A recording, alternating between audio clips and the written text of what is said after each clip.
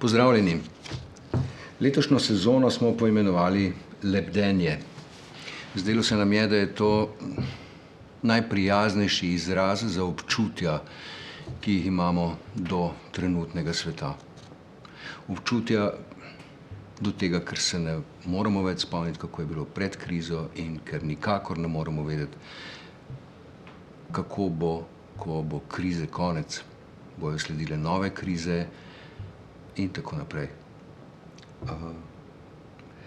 Učinek Lucy Prebble pod svojo lupo sprejme nekatera osnovna občutja, ki so danes še posebej vredna opazovanja. Sreča, depresija. Kaj kemija pripomore, kaj kemija odvzame. Učinek govori o eksperimentu z našimi čustvi. Besedilo Lucy Prebble je odlično prevedla Tina Mahkota. Lucy Prebble je mlajša britanska dramatičarka in zelo uspešna scenaristka. Drama Učinek je tretja po vrsti v njenem opusu in je zelo značilna za to, iz koder se dramatičarka navdihuje. Namreč spaja področje znanosti. V svoji prejšnji drami, ki je bila zelo uspešna, se je lotevala vprašanja finančnih transakcij, finančnih malverzacij, finančnega škandala, povezanega s podjetjem Enron v Teksasu, medtem ko se je pa v Učinku tudi na podlagi nekih resničnih zgodb, ki so se dogajale na področju raziskovanja novih zdravil in kliničnih preizkušanj, posegla v svet farmacije, v svet psihofarmakov, v svet medicine in preizkušanj kliničnih novih zdravil. Zato je tudi v jeziku dramatičarke nekakšna dvojnost, spaja pravzaprav dve različni govorici. Ena je ta govorica znanosti. Gre za dele v besedilu, kjer mora gledalec seveda izvedeti čim več stvarnih podatkov o sami snovi, ki jo potem seveda dramsko obdeluje. Po drugi strani pa gre za čim bolj avtentičen govor, sodobni, čim bolj pogovoren, čim bolj strasten tudi, kajti gre seveda za govorico ljubezni. Lahko bi rekla, da pravzaprav govori Učinek o kemiji, in sicer na več ravneh. O kemiji kot znanosti, o nevroznanosti, biokemiji, o kemiji v medicini in seveda tudi v metaforičnem pomenu o kemiji, ki se zgodi med ljudmi. Velikokrat tudi v slovenščini pač rečemo, da med nekom ni kemije, je kemija, in seveda, ker smo v gledališču, nenazadnje o kemiji, ki se zgodi, o tej nepredvidljivi reakciji, ki se vsakič zgodi v gledališču, med predstavo, med protagonisti na odru in med gledalci. Kot sem omenila, je precejšen del dramskega besedila zelo gosto napisan v tem smislu, da prinaša zelo preverjene in verodostojne podatke o medicinskih raziskavah, o farmacevtski industriji, o načinu preizkušanj zdravil in tukaj seveda je dramatičarka opravila zelo skrbno in natančno svoje delo, se pravi, je se zelo informirala, pozanimala, kakšno je besedišče, kako se o teh stvarih govori, piše.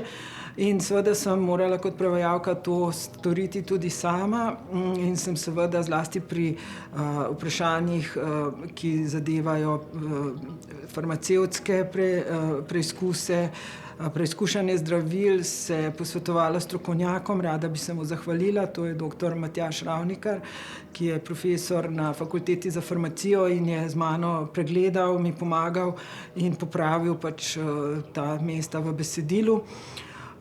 Omenila bi morda samo še to, da dramatiki tematizirajo znanost, niti ni taka posebnost. Poznamo seveda dramo Fiziki Dürrenmatta in tudi sama sem pred leti prevedla dramo o fiziki, o kvantni fiziki, o srečanju med Heisenbergom in Nielsom Bohrom. In sem tudi tam se morala že precej naučiti in se lotiti tematike področji, ki mi seveda niso tako domača.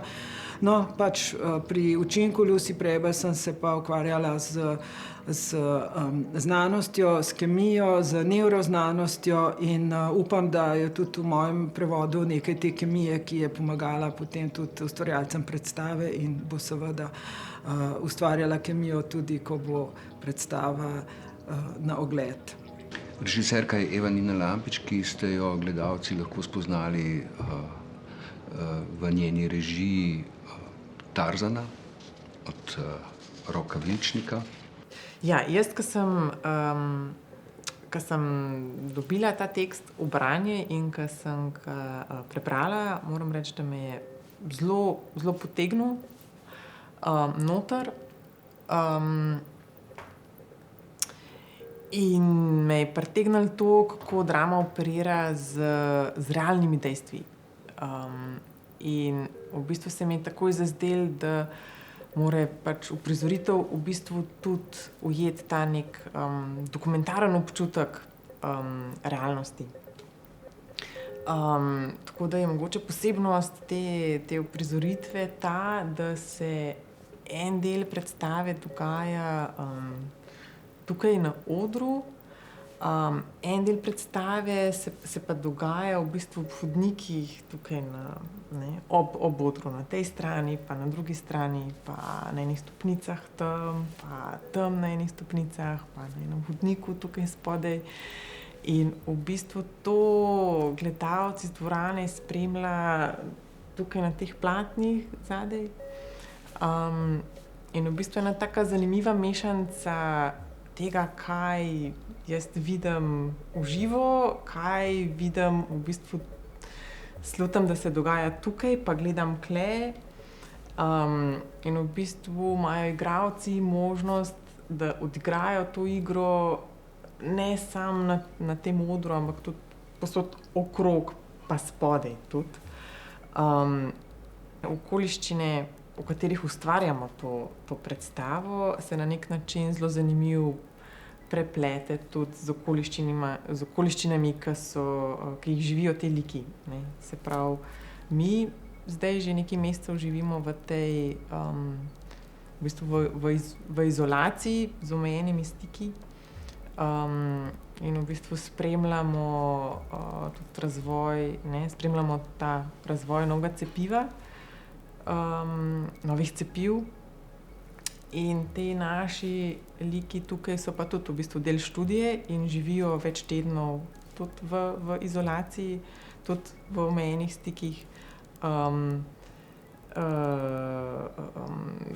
Tukaj v tej študiji pa ne razvijajo cepiva za COVID, ampak razvijajo novo zdravilo za nov antidepresiv. Tako da je bilo v bistvu zanimivo ustvarjati to dramo v tem času, ker se je tako vse nekako povezalo. Drama je tak napet, raziskovalni triler. Tako bi žanrsko opredelila to predstavo. Dramaturginja je bila Eva Kraševec. Lucy Prebble je ena najbolj zanimivih britanskih dramatičark. V svojih igrah reflektira sodobne fenomene, ki so sicer tudi medijsko izpostavljeni. V The Sugar Syndrome recimo spletno pedofilijo, v Enronu finančni škandal mednarodne korporacije in pa v A Very Expensive Poison zastrupitev ruskega disidenta Litvinenka. V drami Učinek se avtorica ukvarja s klinično študijo za razvoj novega antidepresiva, v kateri pa se dva testiranca zaljubita. In zato ne vemo, a gre dejansko za učinke zdravila ali pa te učinke proizvajata testiranca sama. Igra je napisana v filmski dramaturgiji, skozi katero se napetost stopnjuje vse do dramatičnega finala. Prepletata se dve zgodbi, dveh testirancev Connie in Tristana in obeh zdravnikov, dr. Lorne James, ki vodi to študijo in tudi sama trpi za depresijo, in pa dr. Tobija Silja, zdravnika in strokovnjaka za razvoj psihofarmakov. Igra predstavlja dramaturški izziv zaradi natančne strukture, ki je potrebno slediti, a obenem izpostavljati tiste ključne informacije ter jih uprizoritveno nadgraditi.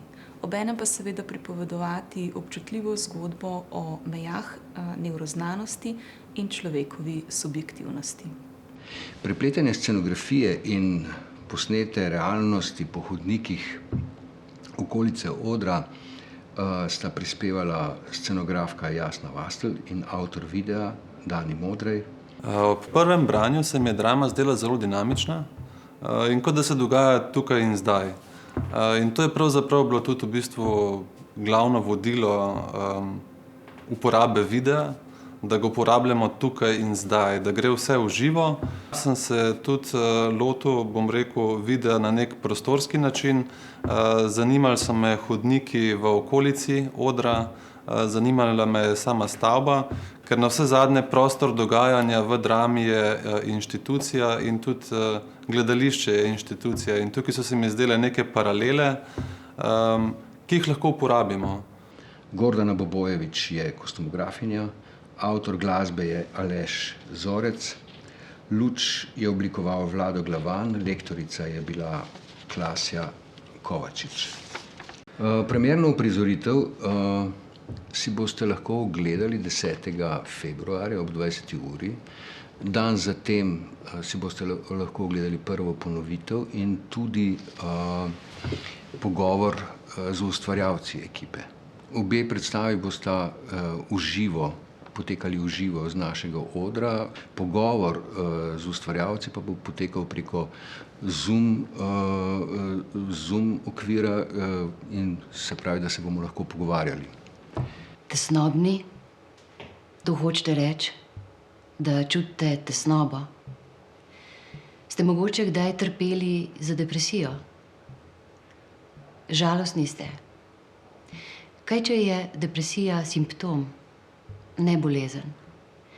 Kaj, če je depresija koristna bolečina, ki ti govori, spremeni življenje, spremeni življenje? Ali je prav, da ljudje pri blagi dozmerni depresiji prejemajo zdravila? Ali obstajajo kakšni konkretni dokazi za to, da so antidepresivi učinkoviti dolgoročno? Kdaj depresijo lahko zdravimo z zdravili in kdaj je lahko to celo problematično? Ali je mogoče, da imajo lahko tako imenovani depresivci precej bolj jasen pogled na svet in dosti bolj realno vidijo sebe in druge? Ali bomo enkrat v prihodnosti gledali nazaj na kemično neravnovesje v možganih enako, kot gledamo danes na 4 telesne tekočine? Ali je mogoče depresijo popolnoma ozdraviti? Kaj se dogaja v možganih, ko se zaljubimo? Kako pravzaprav deluje spomin? Kako močen je lahko vpliv psihe, kadar človek prejema placebo? Kako se povezujeta v sodobni praksi klinična psihologija in psihoterapija? O vsem tem se sprašuje skozi oči avtorice Lucy Prebble, oseba v drami, klinična psihiatrinja in psihoterapeutka dr. Lorna James.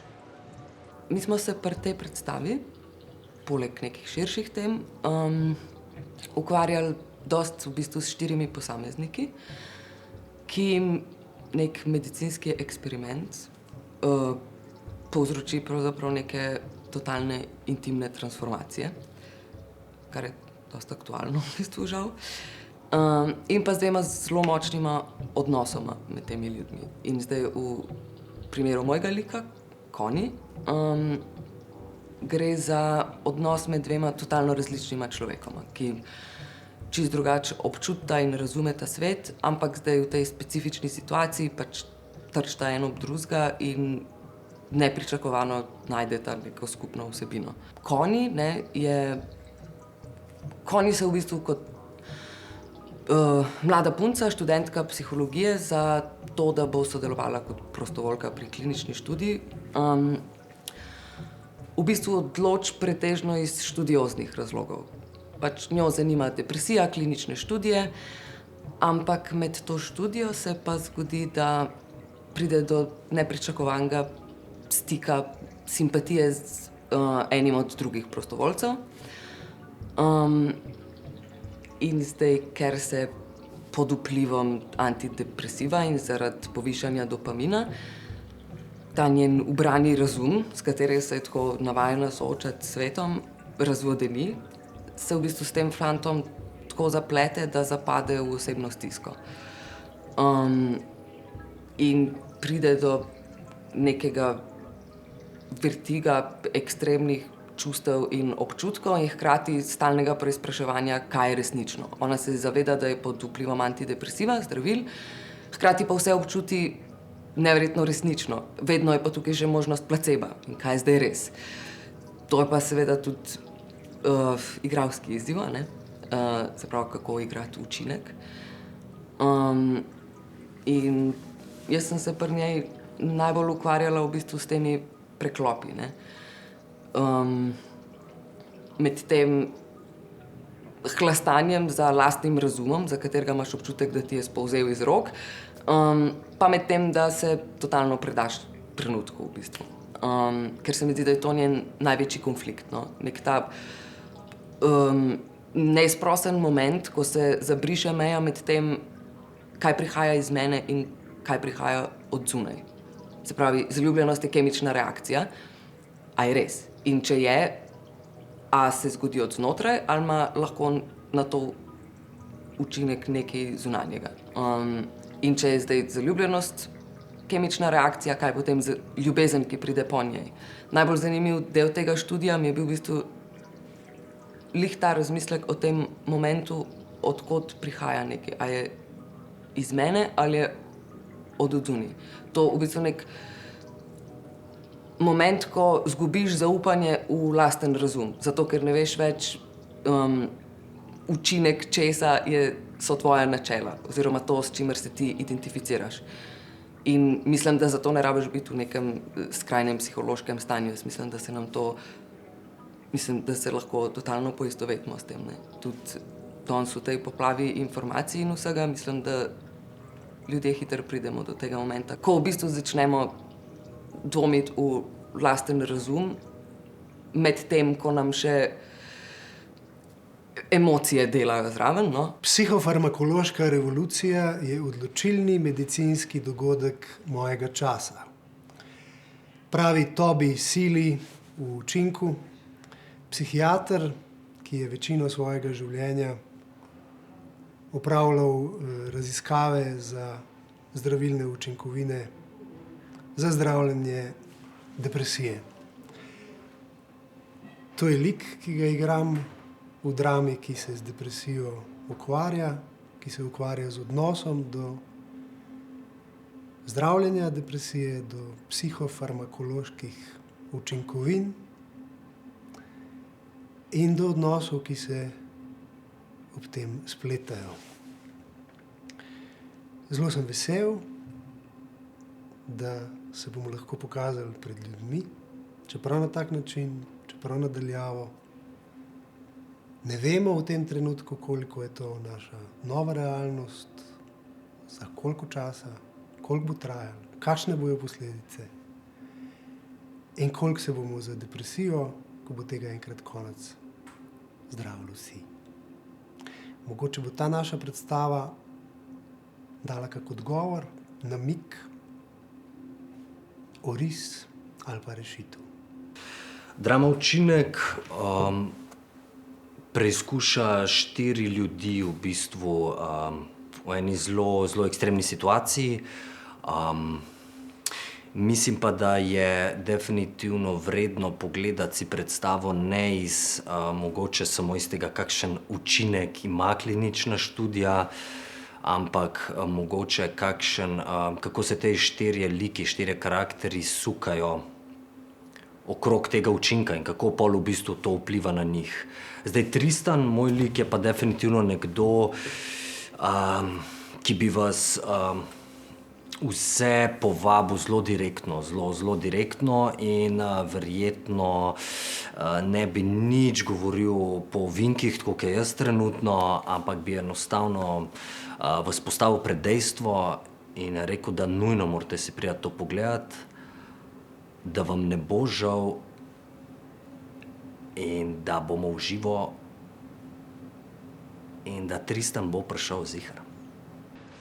Vemo, da prenos v živo, tako imenovani streaming, ne more nadomestiti žive prisotnosti v gledališču, ne more nadomestiti vzdušja, ki se zgodi v polno zasedeni dvorani. Do neke mere lahko režiser Gregor Gobec, ki bo subtilno prenašal izvedbo v živo, pričara vzdušje na odru, vzdušje v dvorani pa pač ne moremo pričarati. Lahko pa samo upamo, da se bo tole životarjenje gledališča in životarjenje, da se bo nekega dne v kratkem nehalo in da se spet vidimo v živo, do takrat pa se bomo pogovarjali preko žic in preko zraka.